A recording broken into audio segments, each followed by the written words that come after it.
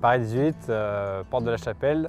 Donc, on réalise un terrassement dans le but de la réalisation d'une plateforme logistique donc pour des arrivées de frais via ferroviaire pour limiter les émissions de CO2 via des circulations autoroutières classiques.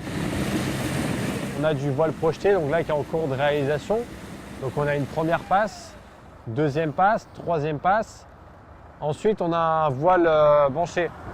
Le voile banché, on va remblayer derrière le voile. Donc on va terrasser derrière le voile, d'où les terres qu'on a mis en stock ici pour éviter de les évacuer.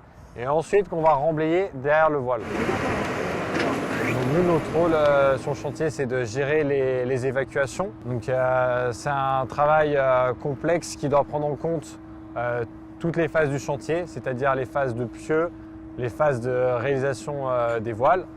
Donc nous, notre rôle, c'est d'évacuer les terres dans les bonnes filières. Donc il y a, pour simplifier, trois filières.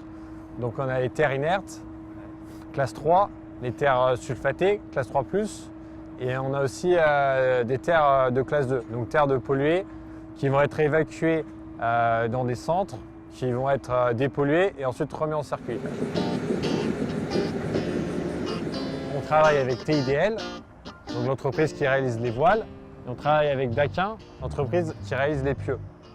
Donc nous, on a comme rôle, comme vous pouvez voir ici avec la pelle case, de guider le chargement, d'orienter le chargement, d'optimiser les rotations. Là, avec les pelles, on est déjà monté jusqu'à 2700-2750 mètres cubes jour. Ça dépend voilà, des conditions du chantier, des terres. Les camions vont aller dans différentes décharges. Par exemple, pour les terres sulfatées, les camions vont aller à Baillet et les camions vont aller à Vaujours. Donc Baillet plutôt au nord, voilà, dans la région parisienne, Vaujours plutôt dans l'est.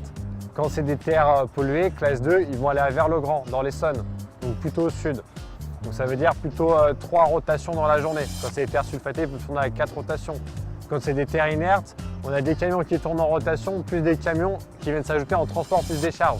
Des camions qui viennent livrer pour la centrale à côté et qui repartent chargés en terre.